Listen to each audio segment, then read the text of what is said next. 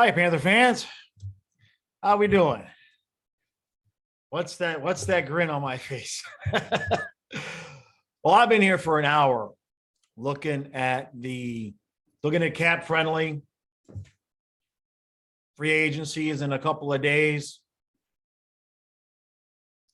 People trying to figure out how can we keep Marchment? How can we keep Giroux? Now I'm looking at it, and we got bigger problems than that. So let's break this down. Right now, our beloved Panthers have $774,000 worth of cap space. So basically, we have enough room to sign one minor league player. We have 10 forwards signed. We have 7 defensemen signed and our 2 goalies. So we have 19 out of 23 players signed. We cannot, right now, we can afford one player. And even if we made that player a winger, we would have to play with 11 wingers and 7D because that's all the players we have. And now, this obviously includes the Anthony Duclair thing. So we're going to get into a bunch of things. We talked about it ad nauseum. It's all over Twitter. We talked about it on the stream. Now, I, of course, as you guys are used to, have a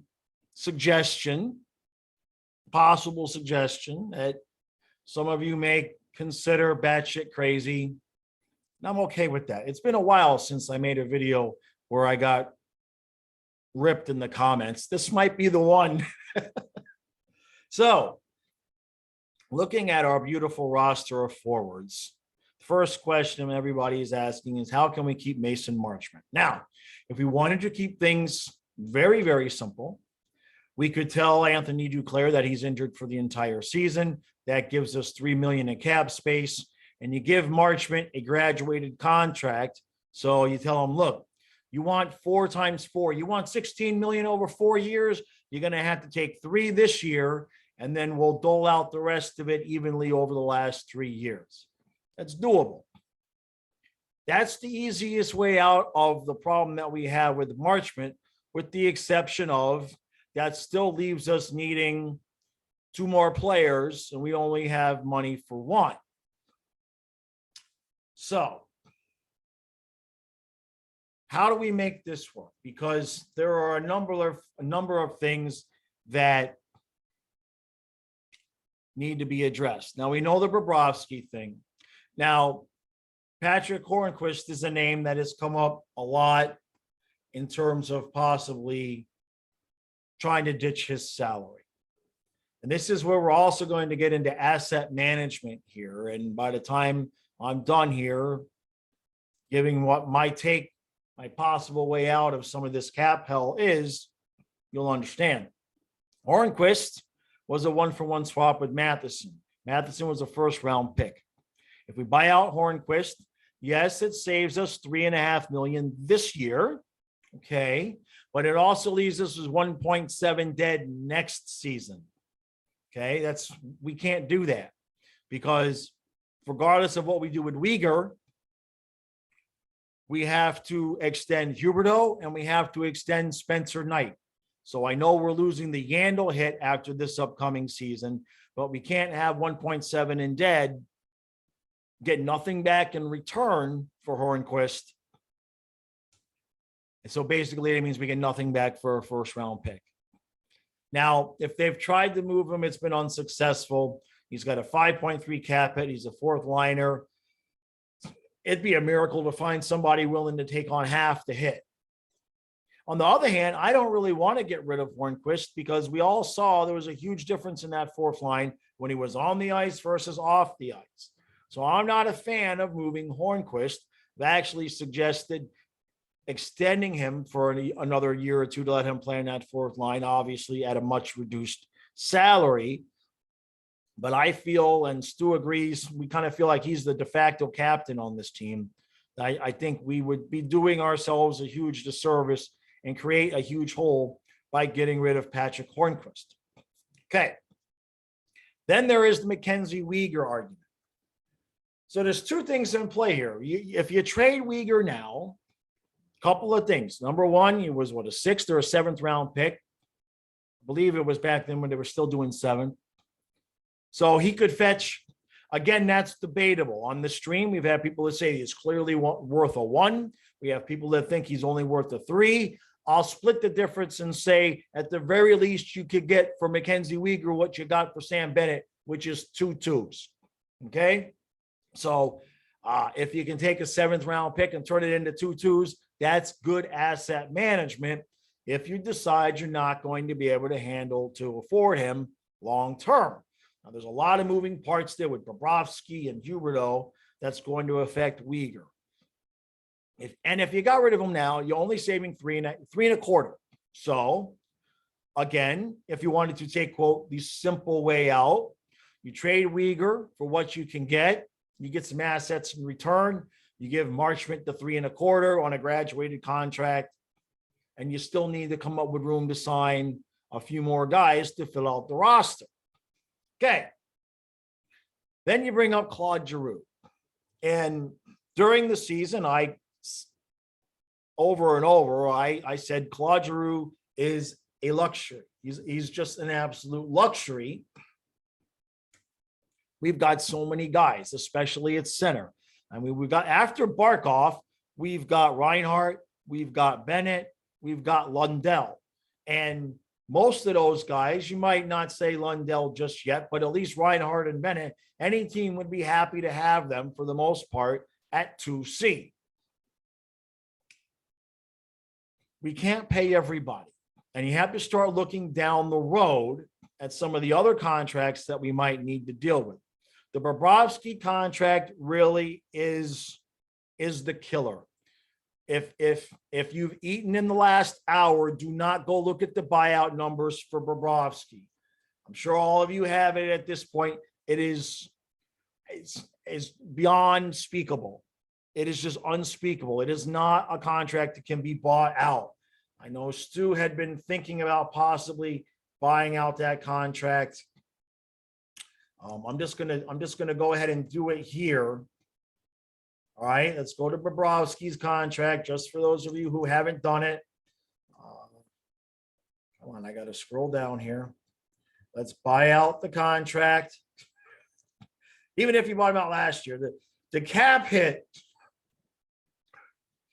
If we bought him out, the cap hit for the 2 years that he has left on the contract, let's say we played this season and then we bought him out next year. So there would be 3 years with a cap hit of 6.75, and then 1, 2, 3, 4 more years of a cap hit of 1.75 just to pay him not to play. It's not doable. It's just not doable. So let's get back to the main page here. So again, we have room to sign one more guy. So let's say we brought up one of our kids from the minors. We signed them. That takes up our cap space, and we're at 0, and we got 3 roster spots open. Now, for the most part, most of us don't want to lose Mason Marchment. Now, I've been torn on Giroux because where's the money going to come from? How is the money going to show up? Okay. I got a couple of scenarios where it might be better for us asset management wise to sign Giroux. And hear me out. In all of these scenarios, if you want any chance of keeping Marchment and Giroux, you have to start with telling Anthony Duclair, you are injured for the season. You just became Kucherov. You are not coming back. All right, go get a pina colada on the beach somewhere. Work on your game, work on your speed. You're not quite ready. That has to happen. If you want Mason Marchment and Claude Giroux on this team, that's not negotiable.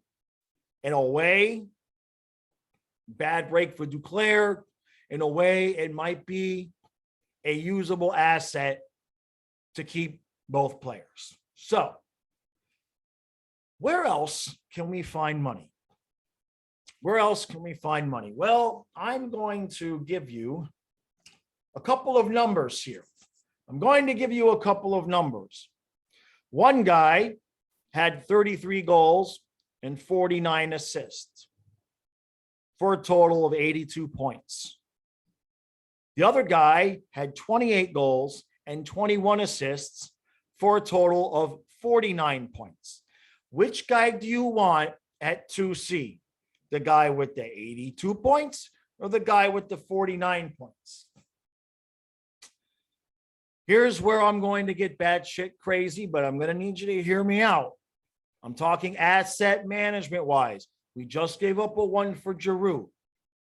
We'd like to be able to get something back in return for that, or keep something in return for that, because we're already going to lose Giroux. We gave up 2 2s for Sam Bennett. At the very least, his value is the same. At the very least, we could get 2 2s, or quite possibly get one of those ones back for Sam Bennett. And you go Barkov, Reinhart, Lundell, Luosterainen, and we don't lose jack shit. That gives us 4+. Now let's go to the salary. You've got Bennett at 4.4. If you take Bennett's 4.4 and Duclair's 3, that's 7.4 million. Now, Giroux, we're going to have to assume that the floor for Giroux, you have to assume the floor for Giroux to stay is 6. If by some miracle he says 5, okay, fantastic. But let's assume it's 6. Now you've traded Sam Bennett and you've put Duclair on LTIR. With the cap space we have now, there's enough to sign Giroux and give Mason Marchment a graduated contract. Okay? That still leaves us with no cap space and needing at a minimum 2 minimum players, minimum wage players, possibly 3. But remember, we're going to add Duclair come playoff time, rent-free. Okay? So one of those guys, roster size-wise, we're going to get back. Now, somebody can correct me if I'm wrong here. I looked for it for about a half hour. I could not find any information. Somebody smarter than me will have to know this. I know everything I read was the maximum roster size was 23, but I didn't see anything that said it can't be 22. I didn't say anything that said you can't roll with 22 and roll the dice. So let's assume you can roll with 22. If that's possible, this is where my theory gets a little bit in the weeds. Okay? You've gotten rid of Bennett. You've slotted for Hagee and, you've slotted Reinhart into 2C. Let's keep in mind here a couple of things. Anton Lundell is 20 years old. He's got 2 more seasons, and then he's an RFA. Anton Lundell is your future 2C, whether we keep Sam Bennett or not. All apologies to Sam Bennett fans. Bennett is a nice player. Lundell is going to be special, okay? Lundell is Barkov with swagger. All right? Lundell is the future 2C and not just the future 2C, people, okay? Lundell is 20. Barkov is 26. In 7 years, if we keep Anton Lundell and he is a career Panther, in 6 or 7 years when Barkov is 33 and Lundell is 27, guess who the 1C is? Lundell is staying. Lundell is going to be a special player. This is not Henrik Borgstrom or Owen Tippett. So at some point here down the road, we're going to be, and we pretty much already are, overloaded at center to the point where you have to start picking and choosing. Now, why would you choose Giroux over Bennett? Claude Giroux, in the 18 games he had with us last season, had 21 assists or 20 assists. And basically, let's see, what do you have? Let's get to the page here. Let's get it right. Sam Bennett had 21 assists in 71 games. Claude Giroux had 20 assists in 18 games with the Panthers. Claude Giroux's numbers, by the way, if you look at his career, let's go by his career. Very minimal, if any, slowdown whatsoever. Scoring wise, very minimal, if any, slowing or whatsoever. He peaked with 34 goals in 2017, 2018. The year before that, he had 14. The year after that, 22, 21, and then 16, and then 18 actually 21 combined with Philadelphia and Florida. So he actually had more goals last year, his best season in a few years. He's not ready to be done yet. Reinhart should be the 2C. Reinhart's numbers are good. They're good. I also prefer Reinhart getting on the ice more. His hand-eye coordination is better. Now, don't get me wrong. In a perfect world, I'd love to keep everybody, but we can't keep everybody. I've been saying it all off season. Everybody knows it. Somebody has to go. Somebody that we really don't want to part with has to go. And you have to look at where you have the most depth on your team. It's not close. The most depth on this team is at center. It's not close. And that's without Claude Giroux. So if we did that, we still have to find some money to get a few more extra guys to get the roster filled out. So let's look at our forwards if we did that. Remember, we're getting Duclair back during the playoffs. So these line combinations I'm starting us off with are a little bit different than you might expect, but it's got to happen. You start off with Barkov, Verhaeghe, and Marchment on his wing. Your second line, you've got Reinhart with Huberdeau and either Denisenko or Schwint. You then come down to the third line, and you've got Lundell with Giroux and either Denisenko or Schwint. Now, you could mix and match those guys any way you want. And you've got your fourth line intact with Luosterainen, Lomberg, and Hornquist. But we are going to need, they're going to be minimum wage players anyway that need to make this team. And now with Duclair out, remember, let's say Denisenko and Schwint make the team, you plug them in. Wherever you're going to plug them in, you guys can mix and match. That's not the point. Let's say only one of the two works out. We're getting Duclair back for the playoffs. We're good, with the exception of we still need the money to sign those two kids to bring them up to the active roster. They're signed, but we need space to get them up to the active roster. Now, that is where it's possible that a move of a Patrick Hornquist could help. But remember, now you're creating another empty space. So we have an issue. We definitely have an issue here space-wise. Now, of course, if you wanted to jettison a Sam Bennett and not sign a Claude Giroux, that solves all of our salary cap problems in one moment. What would that roster look like? Okay. Barkov with Verhaeghe and Marchment. Remember, Marchment I have up top because Duclair is gone. Okay. So Barkov with Verhaeghe and Marchment. You have your second line. You don't have Giroux. So you have your second line with Reinhart, Huberdeau, and either Denisenko or Schwinn.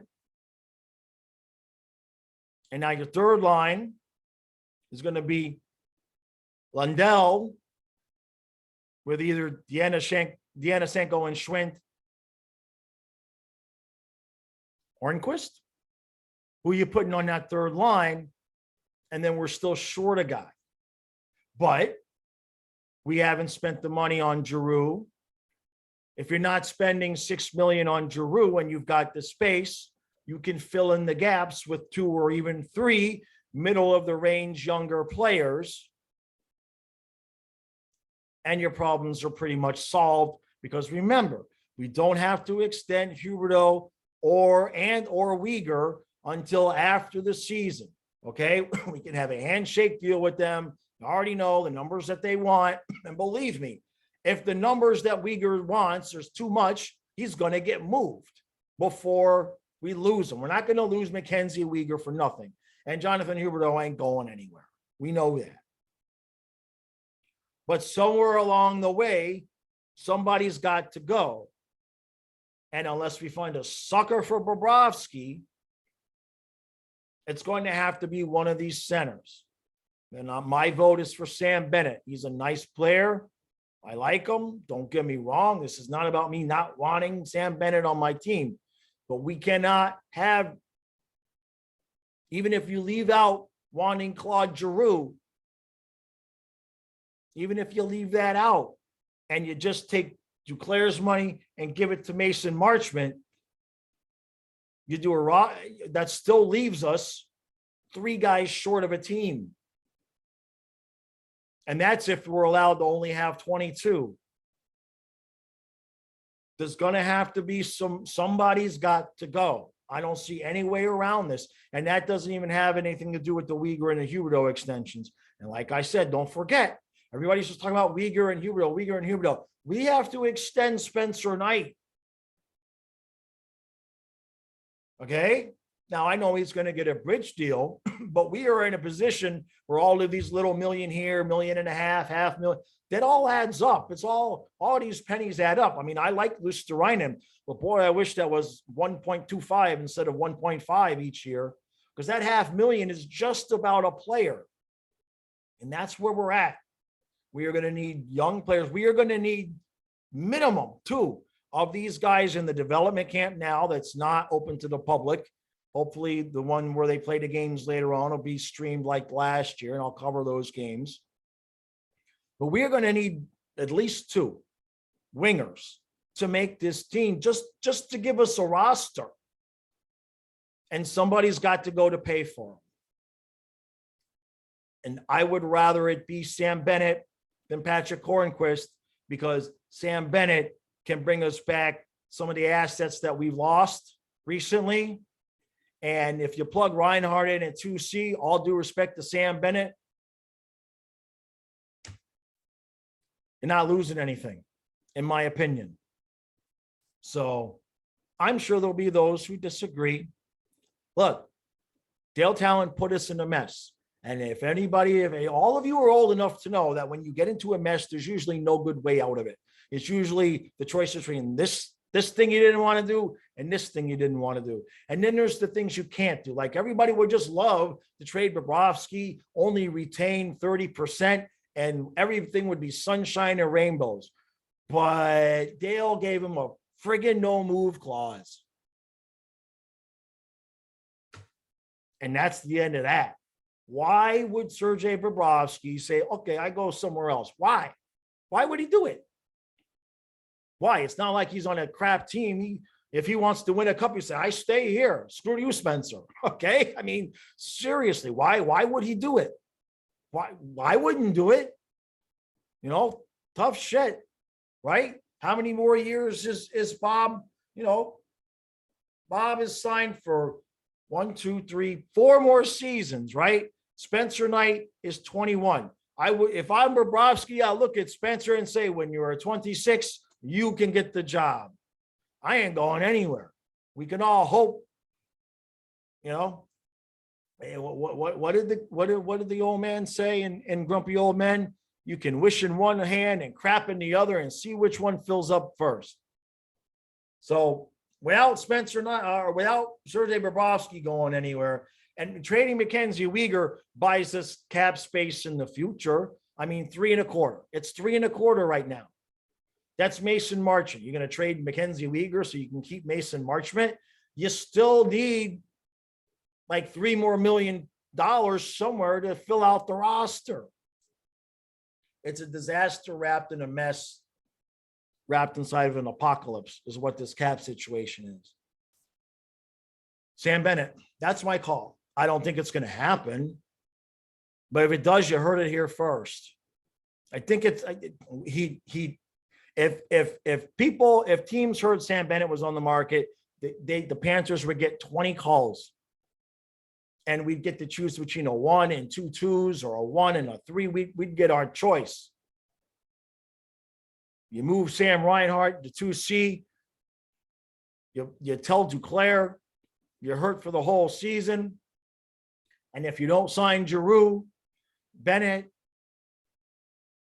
all that cap space fills you out the roster, and nicely too. You wouldn't, if you did that, you wouldn't have to force feed the 2 kids. You could actually go out and get, a middle of the road player on top of the 2 kids. $1.5 million a loose to Ryan and $1.5 million, $2 million guy. That's my call. It's a mess. Who the hell knows what's going to happen? And I know there's a half dozen Sam Bennett fans that are going to be pissed off. Nothing against him. Somebody's got to go. And it might be more to one somebody. Personally, if you trade Sam Bennett, I'd rather see kids come up and make the team and us not blow all that money on Giroux, because we got to fill out the roster. All right. Today is the 11th. Tomorrow is Matthias's 18th birthday.